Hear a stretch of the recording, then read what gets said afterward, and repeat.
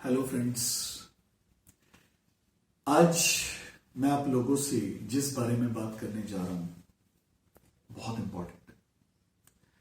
ये महात्मा बुद्ध की एक कहानी है जो महात्मा बुद्ध के जीवन पर नहीं है, पर उनके कहे हुए एक सेंटेंस पर ये एक असली कथा है जिसके माध्यम से मैं आप लोगों को एक बहुत इंपॉर्टेंट मैसेज देने वाला हूं।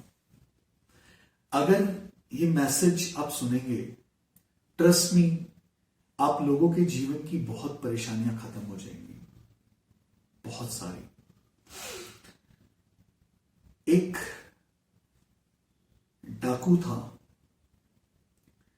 पुलिस उस डाकू के पीछे पड़ी हुई थी कि किसी भी तरह से इस डाकू को पकड़ना है और इसको जेल में डालना है।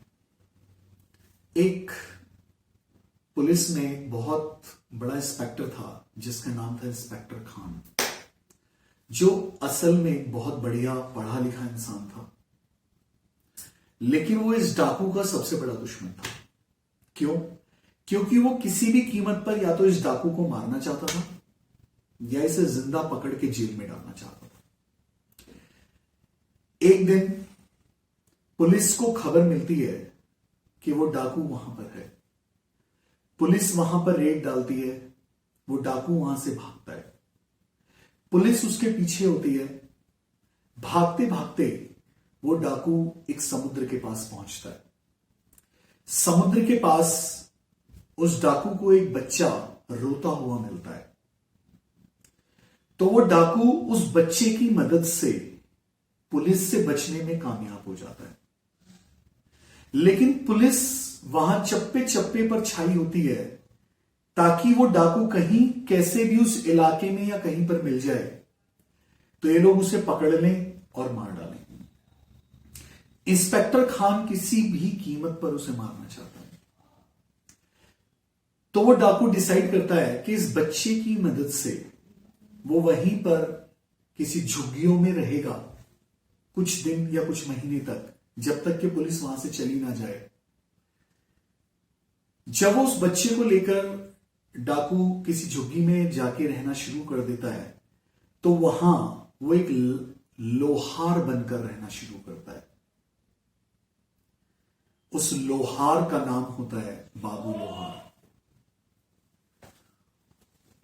तो वो उस बच्चे के साथ रहने लगता है। कुछ दिन उस बच्चे के साथ रहने के बाद उसे उस बच्चे से प्यार हो जाता है। वो बच्चा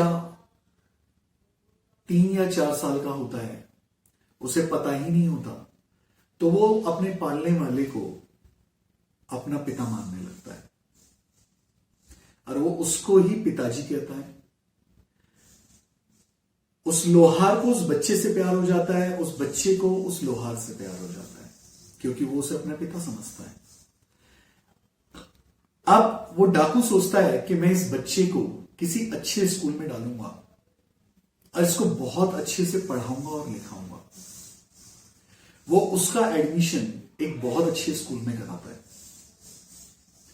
लोहार का काम करता है, उससे जो इनकम आती है उससे जैसे तैसे उस बच्चे को पालता है। इसी तरह से करते करते 5 साल गुजर जाते हैं।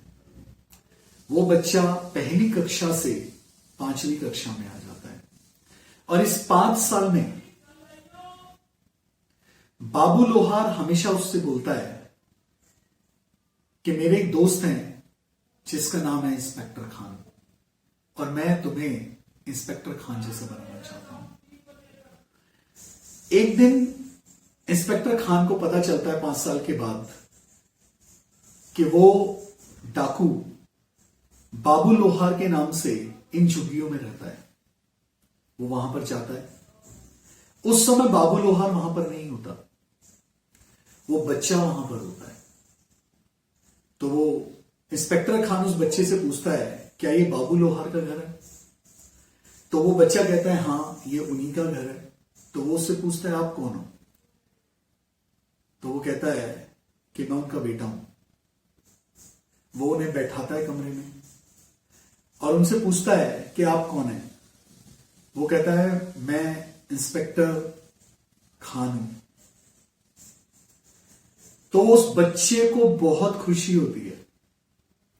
वो कहता है अरे आप इंस्पेक्टर खान हैं, मेरे पिताजी 5 साल से मुझे यही कह रहे हैं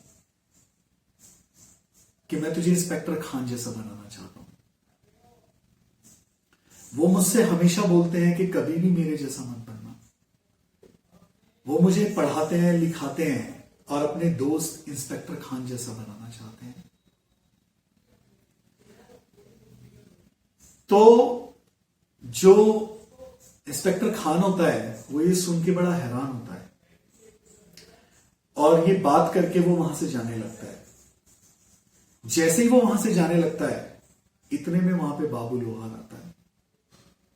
अब बाबू लोहार इंस्पेक्टर खान को पहचान लेता है और इंस्पेक्टर खान बाबू लोहार को पहचान लेता है।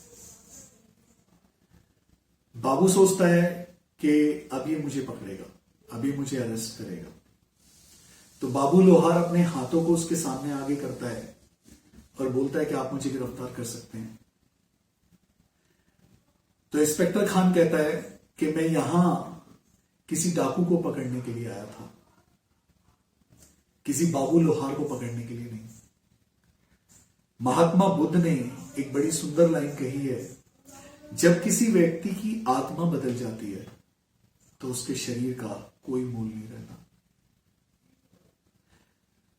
तो जब तुम्हारी आत्मा ही बदल गई, मैं तो एक डाकू को पकड़ने के लिए आया था, जब तुम डाकू ही नहीं रहे, वो डाकू ही मर गया, तो मैं बाबू लोहार को पकड़ के क्या करूंगा? मैं तो एक डाकू को पकड़ना चाहता था ताकि समाज सुरक्षित रह सके, लेकिन बाबू लोहार से समाज को कोई समस्या नहीं है, तो मैं आज ही जाऊंगा और फाइल बंद कर दूंगा।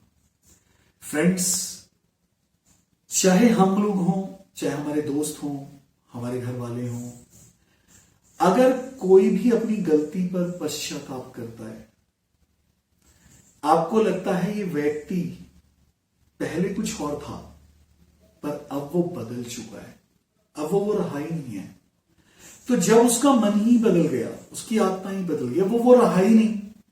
अगर डाकू डाकू ही नहीं रहा, एक धोखेबाज धोखेबाज ही नहीं रहा, तो अब भी हम उसको अगर एक धोखेबाज की तरह ट्रीट करें, एक डाकू की तरह ट्रीट करें, तो वो व्यर्थ है। आप ये सोचिए उसका दूसरा जन्म हो चुका है, और जब उसका दूसरा जन्म हो चुका है और वो व्यक्ति वो रहा ही नहीं, तो हमें उस व्यक्ति से वैसा व्यवहार भी नहीं करना चाहिए। और आप में से कोई व्यक्ति, अगर आप में से किसी को लगता है कि आज तक आप एक बहुत बुरे इंसान रहे हैं या आपके अंदर बहुत कमियां हैं, ट्रस्ट मी, आप दिल से पश्चाताप करो अपनी गलतियों का और आज से बदल जाओ, एक बेहतरीन इंसान बन जाओ।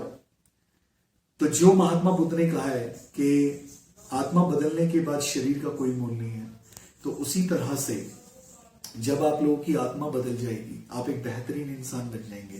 तो आज तक आपने क्या किया, ट्रस्ट में उसका कोई मोल नहीं है। Thank you.